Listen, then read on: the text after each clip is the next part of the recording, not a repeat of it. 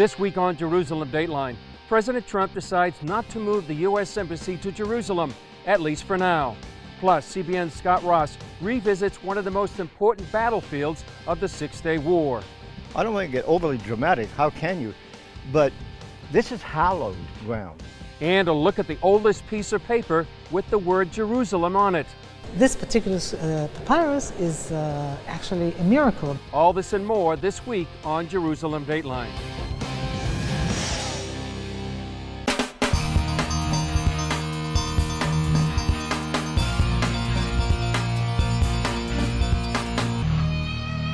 Hello and welcome to this edition of Jerusalem Dateline. I'm Chris Mitchell. We're coming to you this week from just outside the walls of the Old City, and I'm joined by CBN correspondent Julie Stahl to talk about some of the latest developments here in Israel and the Middle East. Julie, the biggest one has to be the fact that U.S. President Trump has gone ahead and signed the waiver not to move the U.S. Embassy from Tel Aviv to Jerusalem. What's the reaction here in Israel? That's right, Chris. I think it's disappointment maybe, but not so much surprise.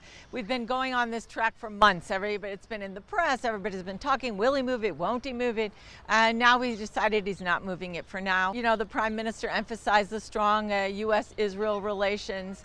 Of course, he said he's doing it because of the peace process. He wants to give a chance to promote the Israeli-Palestinian peace process. Israeli leaders don't believe that's going to work. They say that it's actually going to do more harm than good. And speaking of the peace process, one news that came out this week was the fact that President Trump apparently yelled at Palestinian Authority President Mahmoud Abbas for lying to him at the White House. That's right. Mahmoud Abbas, you know, he told President Trump at the White House that he was for peace and everything.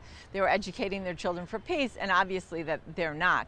So initially, after the meeting, when he was in Bethlehem, President Trump, everything was, oh, this is fine, we had a good meeting. Now it's just coming out that it wasn't such a great meeting after all. Yeah, that's right. He yelled at him and he said, I can't think of another time when a U.S. president has ever been reported actually yelling at somebody like Mahmoud Abbas. Yeah. Yeah. And the other thing that's happened this week is Danny Danon, the Israeli ambassador to the United Nations, was voted the vice president of the General Assembly. I don't think that's ever happened before. I don't think so either. Usually Israel is there, but a bit persona non grata. Usually doesn't have a position there. So it's going to be kind of an interesting change there. We're kind of wondering if it has anything to do with Nikki Haley being now the U.S. ambassador to the United Nations. Certainly is a change of tone there. Definitely. In the United Nations. And one other thing, Julie, that's happened here in the Middle East, maybe a sign of the things going on. Wonder Woman, it's premiering this week around the world, but Lebanon is not going to show it, and tell us why. That's because the Wonder Woman is actually an Israeli actress, Gal Gadot. She served in the Israeli army, and Lebanon doesn't want her in their theaters. So yeah, it's kind of an interesting thing. You can see the struggle going on in the world right now. Yeah, whether it's politics or culture, absolutely. The war goes on. That's absolutely true. Well, Julie, thanks for your expertise and insight into what's happening here in the Middle East. It's good to share, Chris. Well, as a follow-up to what we reported last week, 30 Egyptians were murdered simply because they were Christians. Survivors of the attack said 10 masked militants forced victims to leave the bus one by one and then asked them if they were Christian before killing them. As each person left the bus, they were asked to renounce their Christian faith and convert to Islam. A chaplain comforting the survivors said all of them refused. Each person was killed with a gunshot to the head or throat, including children. Over the weekend, ISIS claimed responsibility for the killings. In yet another terrorist attack here in the Middle East, about 90 people were killed in Kabul, the capital of Afghanistan. A massive bomb was hidden in a sewage tanker truck near the Afghan presidential palace and detonated during rush hour in a highly secure diplomatic area in Kabul, just about 1,200 feet from the German embassy. In addition to the dozens of people who were killed, around 400 more are seriously hurt. Most of the victims are civilians, including women and children. No one has immediately claimed responsibility for the bombing, and it's one of the worst attacks the city has ever seen. The Kabul bombing came at the beginning of the Muslim month of Ramadan. CBN's George Thomas talked with two Islamic experts as to why there's usually an increase of terror attacks during this month. Muslims around the world are praying and fasting this month in observance of Ramadan. It started on May 26th and ends on June 24th.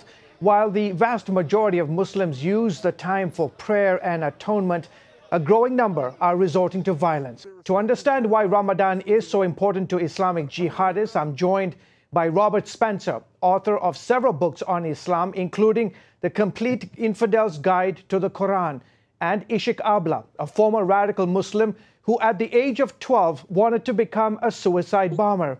Now she's a Christian and runs Ishik Abla Ministries. Thanks for coming on the show, everyone. Ishik, let me start with you. Why is this month holy to Muslims around the world, and what do they hope to achieve? George, it is so important to Muslims because it is ordered in the Quran by Allah to fast for a month, and also it's a sacrifice for them, sacrificial of their flesh, putting their flesh into suffering for Allah. Robert, let me go to you.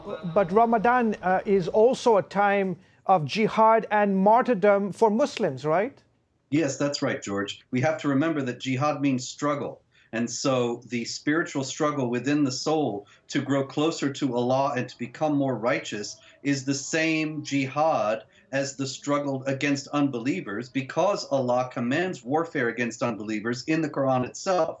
And so Ramadan is quintessentially the month of jihad. Is this why you are seeing these spectacular attacks happen during Ramadan? For example, the massacre of Christians in the Sinai Desert a few days ago, the huge truck bombing in Kabul, Afghanistan, and then in Baghdad. Are we going to see more and more of these spectacular attacks happen in the next days to come? Yes, George, I think that's virtually assured because of the nature of Islamic belief regarding jihad and Ramadan, and the fact that it is a spiritual devotion. The Quran says fighting is prescribed for you even though you dislike it. And Ramadan is all about doing the things that Allah wants you to do that you might dislike, and fighting being foremost among them. We're going to see more terrorism during Ramadan. Coming up, a look at one of the most strategic battles in Israel's modern history. Whoever sits on the Golan Heights totally dominates this whole region.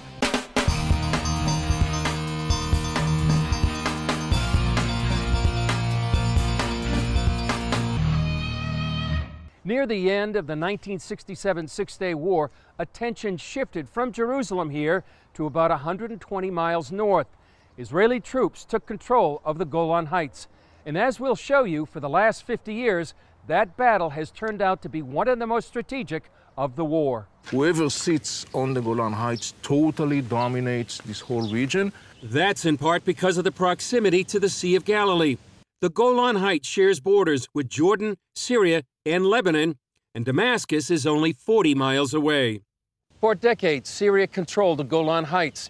Here on the high ground overlooking the Sea of Galilee, Syrian artillery and snipers shot and shelled Israelis below.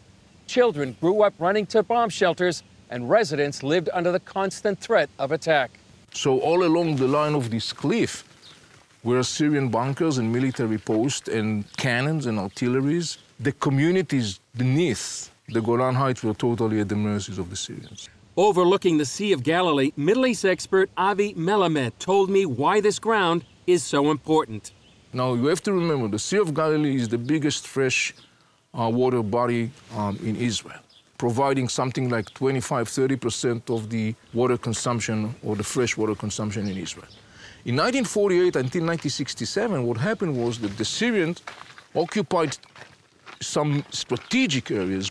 The major result of that was an enormously increasing pressure on Israel, mostly in the context of the water and the use of water. Israel faced a literal uphill battle against the Syrian army, a rocky slope that rose 1,700 feet from the Sea of Galilee. Israel captured the Golan Plateau during the last 2 days of the Six-Day War. We were afraid that Syria will come back. And again, they will shell the valley and try to take the water, to take the Jordan. We decided to make the first kibbutz in the Golan Heights. And just a month after the war, Yehuda Harel and his family joined the first Israelis moving here. We got a permission from the army to get inside the Golan Heights because it was a military area. And we got a job from them to collect cows that were wild in the area. They first lived in what had been housing for Syrian army officers. We are very near to Quneitra, about 100 meters from Quneitra. And we are near to the quarter that we used to live here for almost 5 years. This was the house that we, with another 3 families, lived in this house. Eventually, the community moved across the ridge and still farms near the border. Today, close to 50,000 people, more than 25,000 Israelis, and about 22,000 Druze live on the Golan Heights. It's known for its fresh fruit, like the grapes used in award-winning Israeli wines. In the last more than 40 years, the Golan Heights is the most quiet area of Israel. Everything happened in the other side of the border. But that could be changing. Do you see any similarities between the conditions prior to 1967 and the conditions now? I would say that the strategic threat, as far as Israel is concerned, is today much more severe in comparison to the pre-1967. The major reason for that is that the presence of Iranians and Iranian-backed Shiite militias stone's throw away from the Israeli-Syrian ceasefire line. Melamed said Iran wants to establish a new front here, similar to those established in South Lebanon and the Gaza Strip. Trying to launch a military front against Israel in the Golan Heights could result in a massive eruption, because Israel would not stand for that, and rightly so. On the 49th anniversary of the Six-Day War, Prime Minister Benjamin Netanyahu made it very clear how Israel views the Golan Heights. They are for peace. In the stormy region around us, Israel is the stabilizing factor. Israel is the solution, not the problem. The Golan Heights will forever remain in Israel's hands. Israel will never come down from the Golan Heights. For now, Harel says there's a reason why this area has remained quiet. We live here in peace. It's a peace because we are in the Golan Heights. When we were only in the valley and the enemy was up on the hill, it was not peace. To live in peace, you have to be strong and to live in the higher place. Coming up, why paratroopers were ready to face death in the Six-Day War.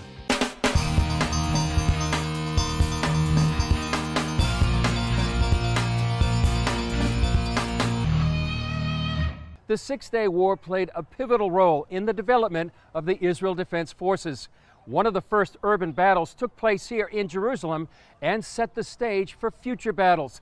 CBN's Scott Ross talked with an IDF commander about the impact still felt 50 years later. The 55th Paratroopers Brigade still serves as a reserve unit today, as it did in the 1967 battle for Jerusalem. We're part of the 98th Division, which is more or less the equivalent of the 101st Airborne Division in the U.S. Army. Lieutenant Colonel Anshel Pfeffer commands the 28th Reserve Battalion of the 55th Brigade. We do the most interesting and most dangerous and most challenging missions in the IDF, so I believe.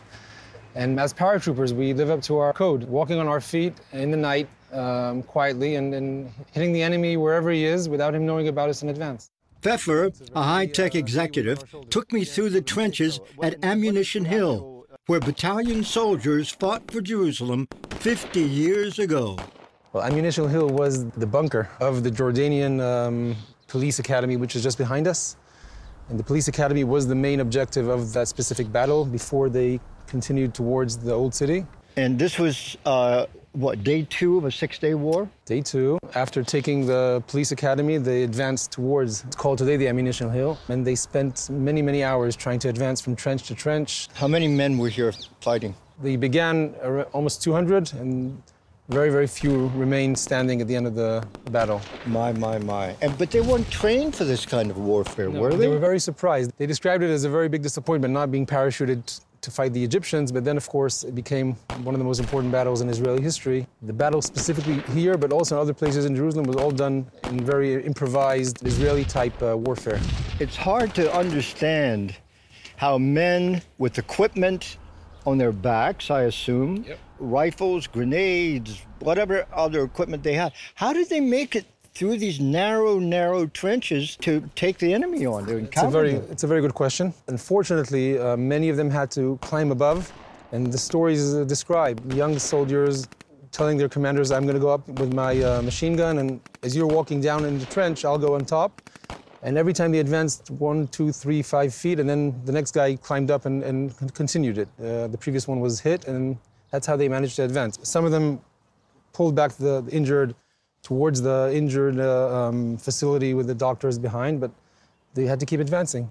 I can stand here as an American and look at our history and talk about Revolutionary War, Civil War. That's hundreds of years ago. Right. This is 50 years ago. Indeed. You know, I don't want to get overly dramatic, how can you? But this is hallowed ground.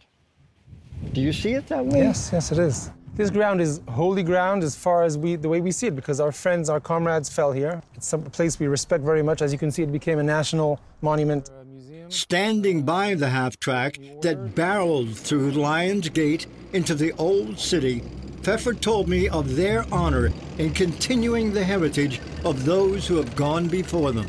Have you talked to any of the men who fought and some of your fathers, grandfathers, and talk to them about their emotion of that moment? Yeah, it's important to mention. We, every year on the Six-Day War Commemoration Day, we meet with our predecessors. We also remember the fallen and we talk to them. It's a very strong part of our heritage. What motivated these men? At the end of the day, it's fighting with your friends, with your comrades, what they call brothers in arms, and that's what makes people at the end of the day rise up towards enemy fire and advance. The big vision, the mission, conquering Jerusalem, all that, it's important, but at the end of the moment when you rise up towards the fire, it's for your friends. Are you men motivated like that today? We believe so. We look up to them. Today's young soldiers are as, both in their professionalism and also in their values, are as good as we were then. Pfeffer, who commands about 700 reserves, told me how important the lessons of that war are to soldiers today. How has the past affected the future, the training of the men now? The battle for Jerusalem in 1967 was one of the first battles in urban warfare. And if you look around today, both in the IDF and also the US Army and any other Western army, the challenge of fighting terrorists and other organizations which are fighting from within civilian and urban warfare environments has become the most common part of warfare, and we're learning. But even today, you're surrounded by people that want to destroy you, that want to annihilate you, wipe you off the map, drive you into the sea. Your existence is questioned. So do you live in a defensive posture, or do people live in fear? Well, I'm a reserve soldier. Right. 80% of my time I'm with my family, at my work, enjoying life, having a great time. And I think most of Israelis live a peaceful, very happy, I'd say Western-like lifestyle. Every couple of years, we have a few weeks of tension, and they know we're here to defend them. And now it's our turn. Scott Ross for CBN News at Ammunition Hill in Jerusalem. Up next, it's just a small piece of paper, but tells a big story.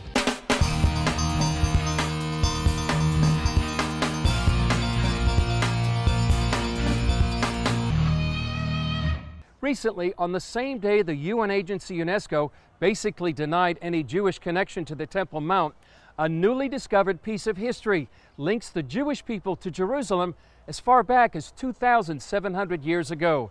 Here's a story about an ancient piece of paper and the history it uncovers.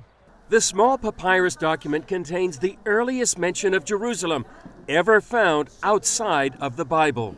Prior to this, there were only 2 other papyrus written in Hebrew found from this period at all. And perhaps the greater significance is that for the first time we have in Hebrew the name Jerusalem. Both the style of the script and the carbon-14 analysis dated the artifact back to the first Jewish temple period in the 7th century BC. It says, from the king's maidservant, from Na'arat, jars of wine, to Jerusalem. The document is a shipment certificate from a place called Na'aran. We mention that 2 jars of wine are going to be shipped from Na'aran to Jerusalem. A unit from the Israel Antiquities Authority seized the fragment from Palestinian looters excavating without a license. We understood that we have something very, very important in our hand. We read it and we understood its value. Eitan Klein said they had taken it from the same area where the Dead Sea Scrolls were found decades ago. Until today, only in the Judean desert have scrolls been found, because the conditions in the Judean desert are probably the best for this organic material. Curator Panina Shore says it's not that other writings didn't exist, but these survived because of the dry climate. This particular papyrus is actually a miracle, because here we're talking about a papyrus from First Temple times. Scroll researcher Oren Abelman says the Jewish connection to Jerusalem is clear. This is a period that we know from various historical accounts, both from the Bible and from external sources, that there was the kingdom of Judea at this period. In addition to the Jerusalem connection, Shore says if the reading is correct, there's also a new understanding of the role of women. And if it's Amat HaMelech, that's the slave, the woman officer or slave of the king. So not only are we talking about Jerusalem, we're also talking about women who are in high office. As for the UNESCO vote, experts agreed it wasn't based on facts. It's a political decision. It has nothing to do with reality. It has no meaning whatsoever for archaeologists or historians. I'm an archaeologist. I just explained in length all the reasons why this papyrus is so very important and why it is dated to the First Temple times. Abelman said it's not only an important find for Jewish history, but also for development of the world. Well, those kind of discoveries continue to link the Jewish people to the land of Israel and the city of Jerusalem. Well, that's it for this edition. Thanks for joining us. Remember, you can follow us on Facebook, Twitter, Instagram, and YouTube. I'm Chris Mitchell. We'll see you next time on Jerusalem Dateline.